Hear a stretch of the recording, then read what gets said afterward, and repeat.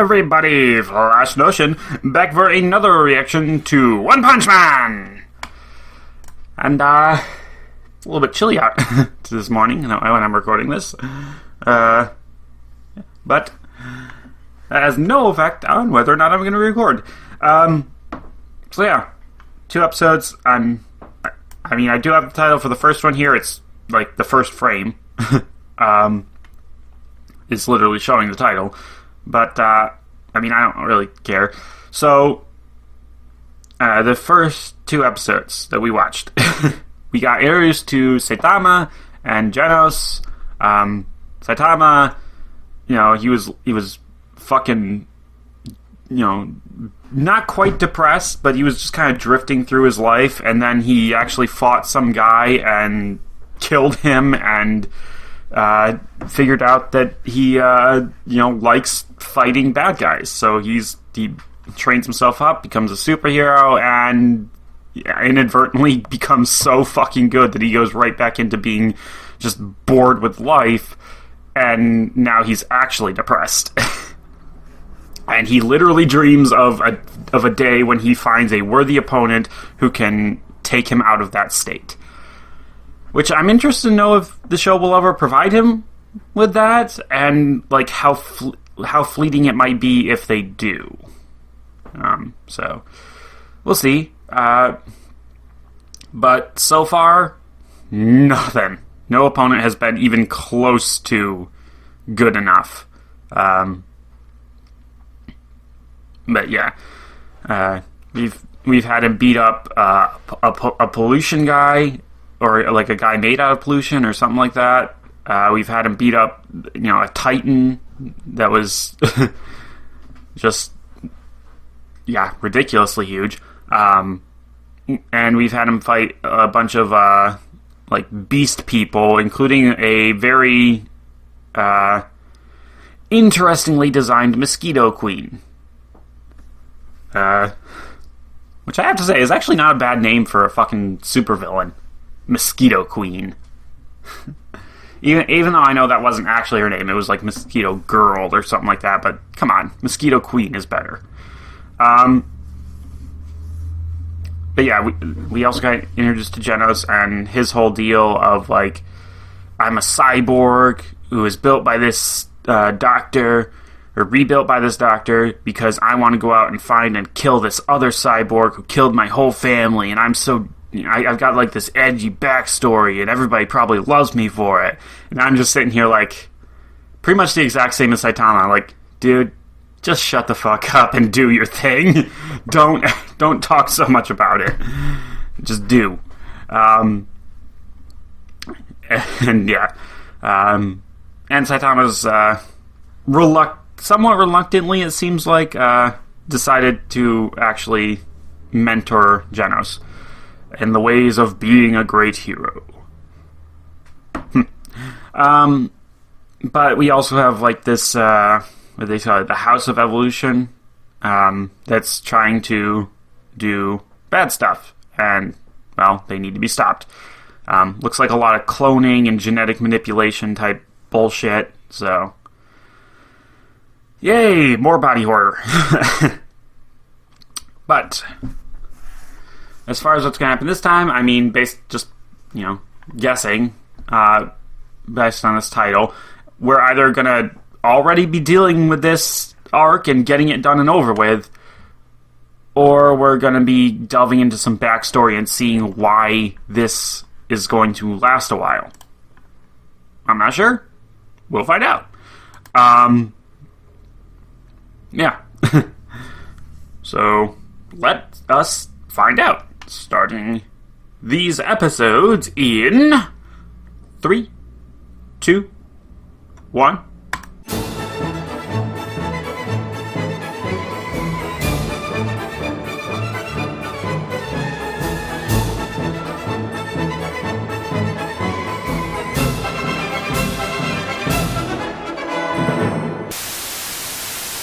Okay.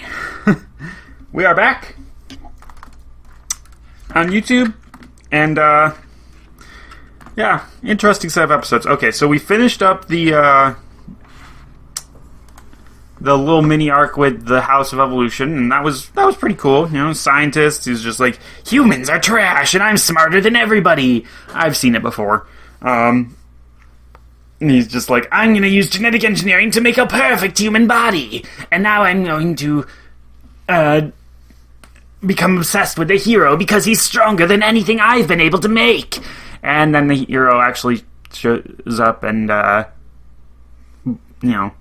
demonstrates that strength in a close enough proximity for the guy to be like, well, I'm going to go home and rethink my life. Death sticks. Yeah, anyways.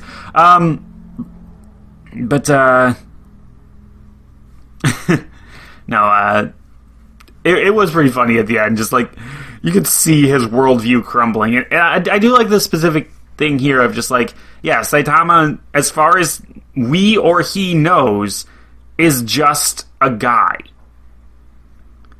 Like, he's a completely normal human without any enhancements.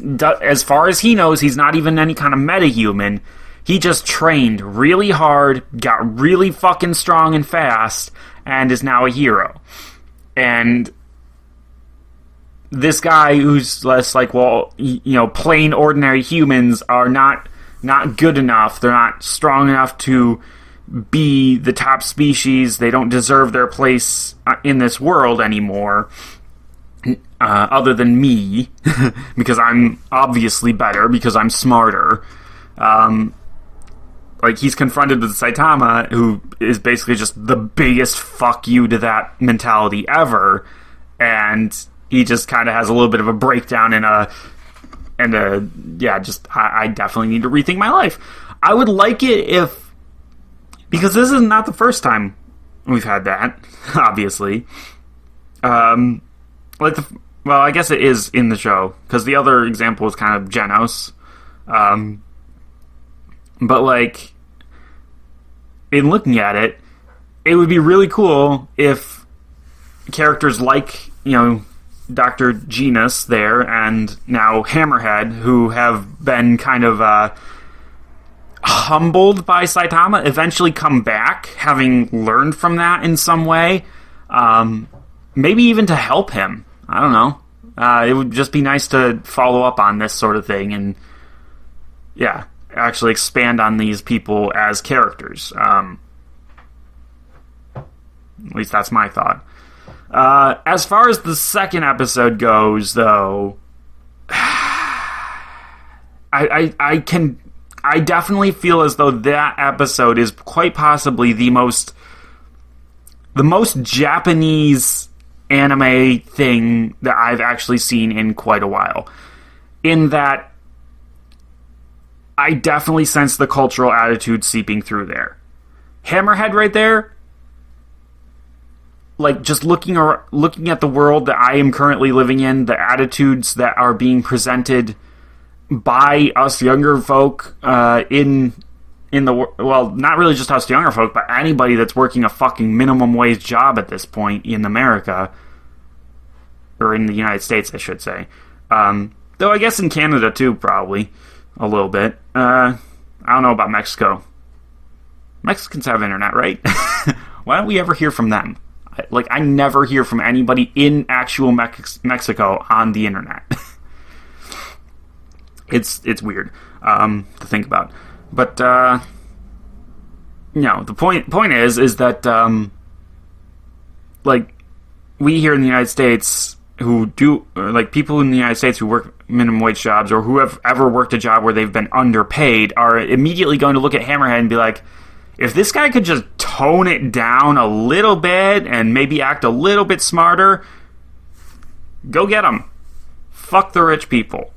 Fuck the people who are exploiting the poor. And I believe I've... when did I say this? Yeah, no, I said it here. Just, there's enough to go around. We don't have to have our current system where people are allowed to go homeless and starve just because other people are afraid of, well, not even afraid, but they just don't want to have less fucking zeros in their bank accounts. It's ridiculous. well, at least I'm pretty sure I've said it on here. It's just said it there. I don't know. It doesn't matter. I just said it. You know, we that's not the world we need to live in. Like, I did the math. Even if you're spending currently $4,000 a month on your expenses, and inflation were to double by the time. Okay, if you start out at 18 years old, you move out of your fucking parents' house, and you're somehow already spending $4,000 a month on your expenses. All right, if you take somebody who's like that, and they live to be 100 years old, and inflation, you know, is so extreme that amount that they're needing to spend more than doubles by the end of their lifetime, they still won't need more than about $10 million to just live. $10 million. And there are people out there who have hundreds of billions of dollars of wealth stored up. That's like hundreds, if not thousands of lifetimes worth of money that's just doing nothing. And while people starve. It's unconscionable. I don't. No, just fuck them. Anybody who's like that, fuck them. I don't care how relatable they seem. I don't care what products they're giving us. Fuck them. Just take them down. Take them out of the picture. Nobody gets to that point by being a good person, and they should be treated as such. So yeah, no. If Hammerhead were actually targeting the right people, if he hadn't, you know, if he actually, like, had broken down crying after, like, realizing, oh shit, I just probably killed a bunch of innocent people, like, at that point, yeah, I'd say he's definitely not a bad guy. But just, like, the fact that his anti-work, anti-capitalism sentiment is treated such a bad thing, and the fact that, you know, he, at the end of it, was just like, I just wanted to get out of work, I was being lazy, that to me definitely feels like a Japanese, you know, work yourself to the bone type of attitude that isn't great to have. And, you know, like, no, it's not great. You know, I've heard about, like, well, I mean, yeah, like, there's entire anime about, like, the Japanese gaming industry and how, like, people go on, or they do, like, what's it called, the Death March, which is basically just, you know, we call it crunch time here, just working themselves to death, to get their product done. And it's just like, nobody should be doing that. It's not laziness. People just should not have to kill themselves working in order to just survive. And that's what so many people are doing. So, yeah, no. That's probably my least favorite episode so far in that regard. And I honestly... I really just don't like that they did that. But hey, I mean, it gave us the weirdly feminine ninja dude who still has enough balls to get really fucking hurt by being punched in him. Yeah. And I mean, I like that guy as a character, so I do want him to stick around. He seems like he's going to be fun. His name's Sonic. he's Sonic. Although, I mean, given, you know, his edginess, he is more like Shadow. But but yeah, okay. So we have Sonic the Hedgehog here, who's going to be a rival, or try to be a rival towards Saitama. Which, all things considered, it's like if fucking, well, I mean, it seems like, you know, trying to compare, What's the best comparison, actually? I don't know if there is one. I was gonna do a Dragon Ball thing, and like, here's a character that's, you know, maybe like on Saitama's level, and then here's a character that's maybe on this ninja's level, but I can't really think of a good one.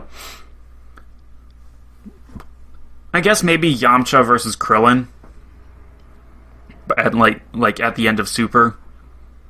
But then again, I don't know. How strong is Krillin at the end of Super? Can he like punch a planet in half? I mean, obviously Goku and Vegeta are like universe-destroying levels, but like, it's kind of hard to tell with Krillin. Anyway, Sonic Ninja Man seems like he's going to be fun to have around. Genos is being fun, comically serious. Again, I'm glad that the doctor that created Genos, I'm glad he wasn't evil. I kind of had this like sneaking suspicion in the back of my mind that like, oh, is this guy going to actually secretly be, you know, the one who created the cyborg that destroyed Genos Village in the first place? I thought that might be where they were going, but I don't think they are. I mean, they still could do that, I guess, but like, I really do feel like this guy, like the robots that he makes are very, you know, they don't necessarily look the friendliest, but like, he seems like he has a very friendly design and a silly haircut. So like, I feel like he's not a bad guy. The show could pull the rug out from under me on that, but no, he seems like he's a good dude, and I'm glad they seem like they're going down that route. More of a Doctor. I want to say Dr. Light compared to which one is the one that actually made Mega Man? I don't remember. Is it Dr. Light? I think it's Dr. Light, and then Dr. Wily was the antagonist. I don't play Mega Man games, okay? I've absorbed some knowledge from the internet, and it apparently has not stuck as much as I wanted it to. Well, would want it to, in this case. But yeah. Yeah, I mean, that's pretty much everything that happened, isn't it? They did just kind of leave that Gorilla Man to die, but who cares? Actually, come to think of it, I kind of wanna look that up, see if I can find it. Maybe it would be maybe if I go here, and then back to there, and then go to here. Let's see, we want to look for villains here. Armored Gorilla. Okay. Okay, not the guy I was kind of hoping for. Alright, what else has he been in? He might have been in something. Oh, those are video games. Those are films, anime. There we go. He's Sumugu's voice actor. That's also why that's why he sounds familiar. Okay. Wait, what? Oh, different dub. Okay. Neat, I guess. Yeah, okay. So, yeah, Sumugu Kinagase in Kill la Kill. I like that character. It's pretty cool. Eric Scott Kmimer. Also sounds familiar. Let's see. What's he been in, if anything? Oh, he's Gother. Neat. So Gother's voice actor does the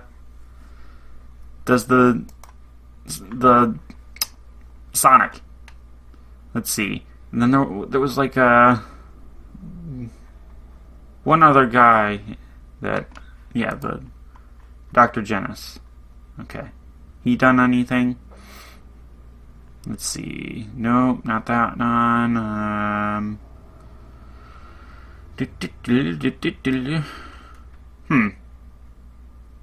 Nope.